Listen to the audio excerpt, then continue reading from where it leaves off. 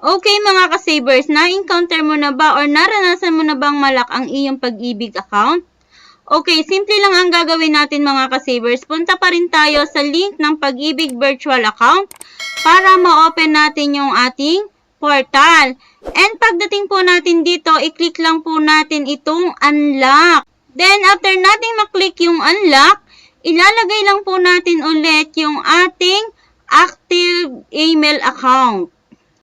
Then, kapag nailagay na natin yung ating email account, guys, mag-i-email sa atin ang pag-ibig. And then, magsisend din po ng OTP sa cellphone na nakaregister sa ating pag-ibig. Yung na-receive po natin na OTP ay kailangan nating ilagay dito para ma-active yung ating account.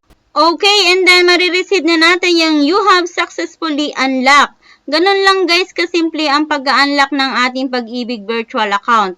And then, maglalagay na po ulit tayo ng email ad at yung password po natin dito para makabalik na po tayo sa main account natin ng virtual pag-ibig. Okay mga ka-savers, dahil bumalik na tayo sa ating virtual pag-ibig, maglalagay ulit tayo dito ng temporary password. Ito yung na-receive natin sa email. And then maglalagay tayo ng active password na kung saan yun ang kailangan nating tandaan. And after that nating mailagay guys, actually magpupunta na po siya doon sa mismong portal para makapag-login na rin po kayo sa ating virtual pag-ibig online.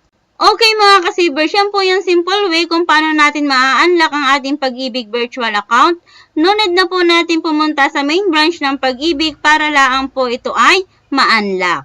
No hassle na rin po para sa ating nakaka-encounter ng ganitong abnormality pagdating sa online ni pag-ibig. Okay mga ka-savers, pwede nyo po akong i-follow sa ating YouTube channel, FB page, and TikTok account. Thank you so much for watching, and please don't forget to subscribe and click the bell button para lagi kang updated sa mga videos natin.